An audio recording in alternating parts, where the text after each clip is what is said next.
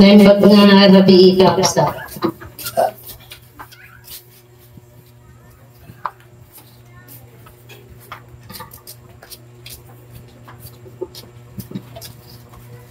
Isang mapagpalang gabi po sa ating lahat. Amen.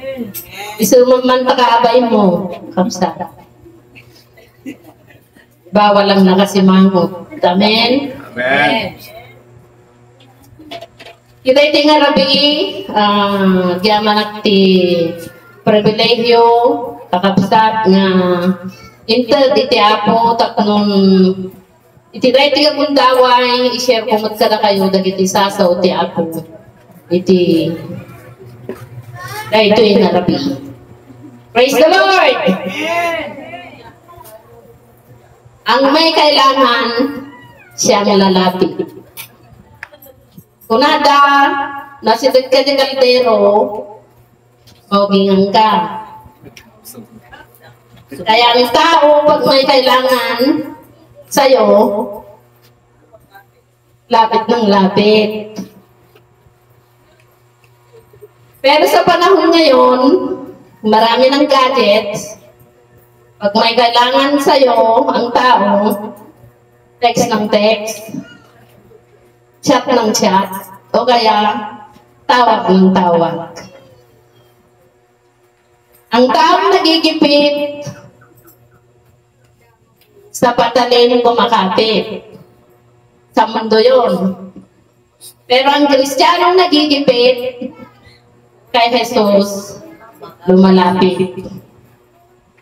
Kung walang malapitan, ang mga tao ngayon, saka maalala ang Panginoon. Kaya sa gabing ito mga kapatid, meron at wala tayong kailangan, dapat lumapit tayo sa ating Panginoon. Amen po ba? Amen. Ang bersikulo natin ngayon mga kapatid ay matatagpuan sa mga awit 73, 27 to 28. Kasi ito panat ko na, those who are far from you will perish. You destroy all who are unfaithful to you. But as for me, it is good to be near to God. I have made the sovereign Lord my refuge. I will tell of all your deeds. Ilocano? Kani dagiti adayo ken ka mapukaw danto. Rinakrak mo amin, dagiti at balanggantis, nga glikot ken ka. Ngem nasayaat, nga umas asidigak, iti Diyos. Pinagbalin ko ni Apo Yuba, akamang ko, tapno may sarita, amin nga aramid mo. Pag malapit tayo sa Panginoon, mga kapatid, ano ang magiging kagandahan nito? Nasayaat nga mas asidigan iti Diyos kung ano kayang mangyayari sa atin na kagandahan. Anya dagiti signs kung tanda nga pagkakitaan nga asidag tayo iti Apo. Gamin ka dagito yung panpanawon ayat nga kakapsat. Antayo nga masinunoong. Dagiti datuma nga sandan nga masarakan ng iti Apo. Adayudan nga kakapsat. Gamiti tayo tinarabi kaya't kung ngay plaster ka na kayo nuanyada ti pakakitaan nga asidag kamot lang iti Apo. Asidag tema lang ti Apo nga kapsat. Amen. If we are near to God, na asidag tayo ka ti Apo, it is easy to forgive. Kada ito yung panahon nga kapsat, ano dagiti narigat nga mamakawan. Ngam, dagiti taga City of God, labit lang ang mamakawan. Amen. Palakpakan tayo man iti Apo nga kapsat. Pag malapit tayo sa ating Panginoon, madali tayong magpatawad.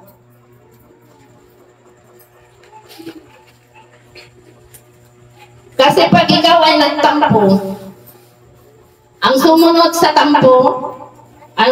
tampo, sama ng loob. Hindi. Tampo muna, nagtampo ka. Siyempre, sumama yung loob mo. Oh. Pag sumama yung loob mo, nagagalit ka na. Ngayon, pag nagagalit ka, napupuot ka na. Bakit? Kasi malayo ka na sa ating Panginoon. Kahit anong tawag mo, kahit anong sabi mo na ikaw ay okay lang ako. But deep inside, nandun yung puot. Lumalabas at lumalabas. Kung ano yung nasa loob mo, siyang lumalabas sa iyong mga ugali at sinasabi. Kahit ano ang tago mo, mga kapatid. Okay lang ako, ngunit deep inside, may galit. Kasi dumadaloy, mga kapatid. Pag may dala-dala kang mabigat dyan sa puso mo, nagmamanifest yan sa pakikitungo mo sa kapwa mo tao. Sa trabaho mo, sa mga nasasakupan mo, lumalabas at lumalabas ang tunay na nasa loob mo, mga kapatid. Kasi kung ang nilalaman ng puso natin, lumalabas yan na hindi maganda yung relasyon mo sa iyong kapwa. Urepay, nagmayatiism mo, niya kakapsat. Nung nakita mo niya kagurgura mo, bigla ka nga nagmisuutan. Nagmadi niya kakapsat. Nung bigla mo nga nakita niya kagura mo, ay bigla ka nga nagmisuutan. Pero, kung malapit ka sa ating Panginoon, mga kapatid, kanina yung awit natin, smile. Nagbiit ka sa tumism. Yan. Dahil sumunta ka abay mo, kapsat. Amen. Smile is something you give it away. So, masapag ka kapsat nga na isang dumadagiti anak iti apo. Makapaakag, nakakapsat. Nung may suoti ka, awan, nabit ka nga bumagot. Amen. Kaya mga kapatid, hawaan natin ang ating mga kapwa na mag-smile. Kaya kung may nagawang kasalanan sa'yo, magpatawad ka. Kaya patawanan mo na ako, sister. Patawanan mo na ako, brother. Nagsayat kayo tagbiyak niya kakapsa. Nawan iti sama ng loob. Mabalin mo nga kita anjay tao nga diretso. Mabalin mo nga perbangan. Nawan ti itultulin mo nga matititalib na. Malasin mo magkakapsat saan nga may perang di matana. Tagaliti kakapsat. Kaya pakawalan na natin yan. Amen. Brother Berlin. Amen. Kung nanto niya po Diyos ka. Brother Berlin. Apet na sugat na puso. Kung ano mo ni Brother Berlin. Ngamin na po. Maging kita tayo kagurap. Kung ano. Nalalo nga manay na yun ang jay sugat. Jay puso. Uray di social media, nagkakapsat. May hugot. Pag nag-post ang isa, kung nanang tumuli may isa, nag-comment, ay, relate ako dyan, sis. Relate ako dyan, sis. Kung nag-comment ang isa. Tapos nag-heart, nag-like pa. Kaya mga kapatid, sa gabi ito, ang Diyos nga ay nagpatawad, di ba? Kaya po Diyos, pinakawan na tayo. Baka ilang beses. Baka ilang beses na humingi tayo ng kapatawaran sa ating Panginoon. Di ba din sa lutsot, di Biblia? Nga mano, maminano nga pakawanong itik kapsat mo. Maminpito ko na niya. Nung maminpito, apulo nga pito. Kaya naman sawon, nga pakawanong itik kapsat mo. Kas di pa ng pakawan na ang Diyos kadatanda. Ang Diyos ay pinatawag tayo, tinanggap tayo sa ating karumihan, sa ating pagkatao, dahil sa kanyang biyaya. Bakit ikaw hindi ka makapagpatawad? Bakit? Sino ka ba? Amen. Naglagi po tayo kakapsat na masapong naalisin natin ang puot sa ating mga dibdib. Dahil andyan pa rin yung tanikala. Nandyan yung tanikala, hindi ka makalaya, hindi ka makawala. Kasi kinijimkim mo ang sama ng loob. Ilang taon na. Kung baga cancer na yun. Kasi habang nakikita ng Diyos, mga kapatid, na may sama ka ng loob, apo na yung naging giyana nga hanggang mamakawan, ayatan nga kakapsat, saan nga maagasan. Ngam nagita si Dad ka ni Apo, nabitlang nga mamakawan, amen? Itam nga may pakita, nga si Dad ka ni Apo, ayatan nga kakapsat, agsipod, tatakan ka, iti espiritu nga mamakawan. Purihin ang ating Panginoon. Ita nga makita nga sikat at pinakawanan ni Apo. Kasi at manifest din di ayat. Ti Apo ken ka. Nga na-experience mo, iti ayat na. Iti grasya kan parabor na. Tumadaloy sa'yo dahil ikaw mismo ay pinatawag ng ating Panginoon. Ikaw mismo ay minahal at tinanggap. Binigay niya ang buktong na anak niya. Walang iba, kundi ang ating Panginoong Jesus. Dahil sa habag at biyaya niya. Kaya sino ba tayo mga kapatid na hindi makapagpatawad? Sino ba tayo sa harapan ng ating Panginoon? Di ba? Noon ay makasalanan din tayo, mga kapatid. Dahil doon pinakawan tayo, naging kakapsat tayo. Yan nagbasong gada tayo, ayatan mga kapsat. Waya-wayaan tayo. Naghaya-hait at biyag, nga kakapsat, nga awan iti, sama ng loob. Wala na yung daladalang mabigat yan sa dibdib natin. Dahil tayo mismo ay nagpapatawad. Pero kung ayaw nila sa atin, ginawa na natin ang lahat. Mga kapatid, anong dapat gawin? Patuloy natin silang ipag-pray. Dahil yun ang gusto ng ating Panginoon. Purihin ang Diyos. Amen. Pangalawa, mga kapatid, natanda nga pagkakitaan nga datayo kat asidag ka niya ako. Una na dito, if you are near to God, it is easy to serve Him. It is easy to serve Him. No, asidag ka niya ako, Diyos, na nakalaan nga kapsat, nga pagserbihan iti ako. Nagadung mga kunada, nagrigat at serbi, iti akong. Nagadung nga pagsubok, nanipot, iti napanak nita. Nagadung mutan nga may nga trials, iti panagbiag ko. Nagsasamusam mutan. Gamgunag iti dahi nga rabi kakapsa. Nung nasidag ka kini akong, nalakalaan iti agserbi. Amen? It is easy to serve the Lord.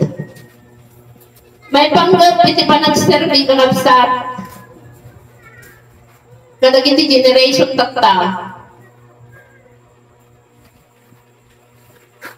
Wala sa bokabularyo nila, malayo. Ayaw nila yung idea na maglingkod. Kasi ang gusto nila mag-enjoy. Luibagang dagiti adult, iti panag-survey, hindi yan mahirap kausapin. Kung ni pastor, dati gagaling tayo, automatic kakapsat. Nga dagiti adult, amudan, daranamidan da. At bisita tayo, klinis kayo, kunada. Automatic day ta, kakapsat. No taglamot, agpakan, automatic day ta, pandagluto, dalos, ag-survey. Yung generation tata, kakapsat. No may panggap, iti pa nag-survey. Barok, yung ka man naginaw, yung ka man nagdalos. Pwede 10 minutes niya kakapsat. Wait lang, mami, wait lang. Alanda niya cellphone niya kakapsat. Gureka, 1, 2, 3. Niya nagpitot lang, may isang gulong. Alpasan. Tapos urayin dan na that light. Kasi dahil generation tata kakapsat. Kasi iti psychological research kakapsat at dinayanak ti 1970 to 1960 generation boomers dagiti responsable mga tao dagiti amudan dagiti aramidon dan o dagiti paaramid ni pastor nga kakapsat ngam dagiti generation alpha, kakapsat tantang panahon, hanggang kasalukuyan sila yung kausap mo, pag sila yung kausap mo tungkol sa paninilbihan, wait lang. Amen. Pero yung mga adults, amudan dagiti, aramidan da, purihin ang ating Panginoon. Ngamin, kapoy ti cellphone, kakapsat, mawatan tayon, the new generation para kanya dadayyan. So nga, kunada, hanggang siya nang ibang kakakapsat, sagot ka no, iti generation tata, gapo iti cellphone. Kakapsat, masapol karot, nga mapaligapan iti tunggal may sa kadatayo. Gano'n, nasitag tayo iti apong, nabit lang iti at survey. Ano kakapsat iti gupupon na iti panag-survey. Ngamin dagiti adult, dagiti nayanak iti nga padak kakapsat nga thunders. Radyo laang iti mangmangag nga kakapsat. Doon yung dati drama tayo iti lagip tinapalabas nga kakapsat. Yung gaputa, generation tata, at dan iti gadgets, nagalunga gadgets na kakapsat. So, gapo na, nanunasidag kay ti apong, nabit lang iti survey, nabit lang iti mamakawan kakapsat. Kadag iti, para tayong mga tao. Iso nga, handa yung panumutan pa kakapsat, nga madayo tayo ti apo. Masapong kakapsat, yan itong umay, dagiti problema, iti panagbiyak. Masapong nga, umasidag tayo iti apo.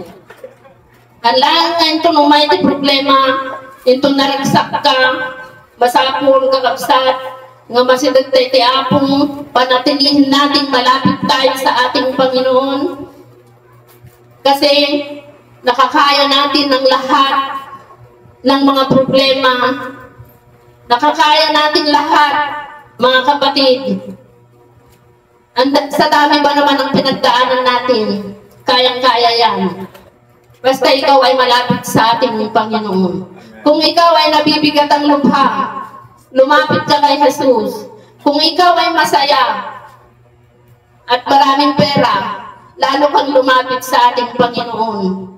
Kung ikaw ay malungkot, kung ikaw ay walang-wala, kung ikaw ay nahihirapan, mga kapatid, lagi kang lumapit sa ating Panginoon. Kung kailangan mo ng pagsasabihan na di mo masabi sa iba, nandyan lang siya na handang makinig. At kung ikaw ay nanghihina, mga kapatid, lumapit ka lang at ikaw ay palalakasin ng ating Panginoon. Purihin ang Diyos na buhay. Ito po yung mga salita ng Diyos sa gabi nito. Iyawat kong tayo ng Diyos.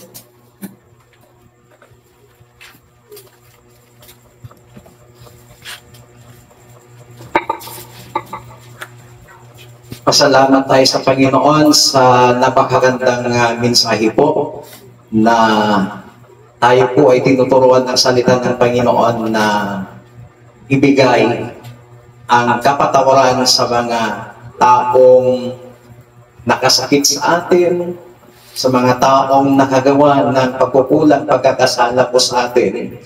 Dahil kapag tayo po ay malapit sa Diyos, hindi po mahirap ang magpatawad. Amen. Amen. Ako po, naranasan ko po yan.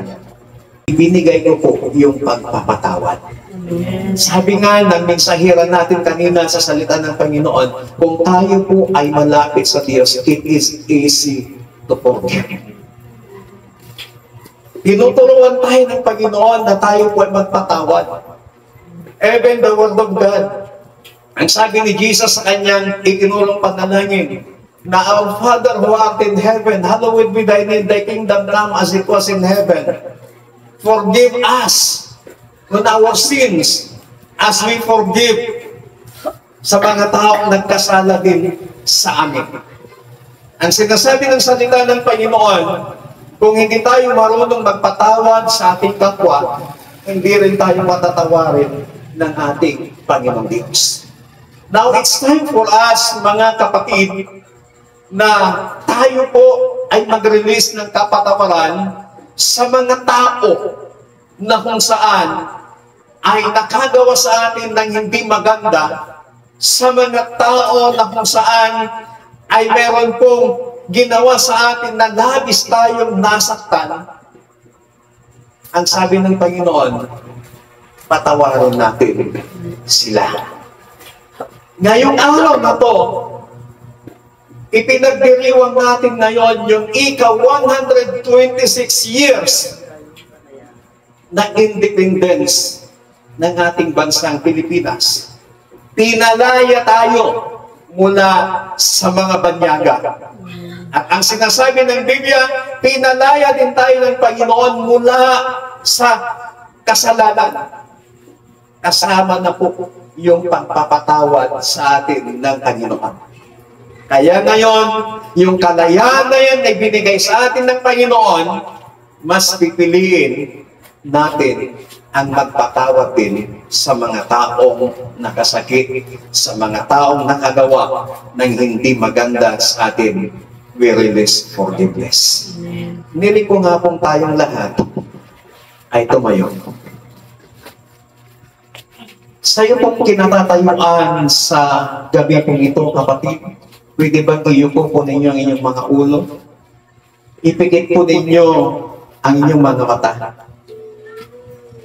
Isipin po ninyo yung tao na nakasakit sa iyo. Nakasakit sa iyong damdamin. At kapag naisip mo yung taong yan, sabihin mong salitang ito, Panginoon, pinapatawad ko na po siya. Don't mention their names. Isipin mo lamang. And then, ibulong mo sa Panginoon, Panginoon, pinapatawad ko na sila. Hallelujah. Panginoon, sa oras na ito, salamat po sa inyong mga salita na aming pong napakinggan. Na tinuturoan po ninyo kung paano po kami magpatawad. Tinuruan po ninyo kami, Panginoon, kung paano po na i-release namin ang kapatawaran sa mga taong nakagawa sa amin ng hindi kaaya-aya, sa mga taong nakasakit sa aming damdamin. Panginoon, help us to forgive others. Katulad ng sinasabi mo sa inyong masalita, na kami po ay magpatawaran sa bawat isa. Panginoon, payapain po ninyo ang aming mga puso. Banal na Espiritu, tulungan po ninyo kami magpatawad sa mga taong nagkasala sa amin, sa mga taong nakagawa ng hindi maganda sa amin, sa mga taong nakasakit sa aming damdamin. Help us to forgive them.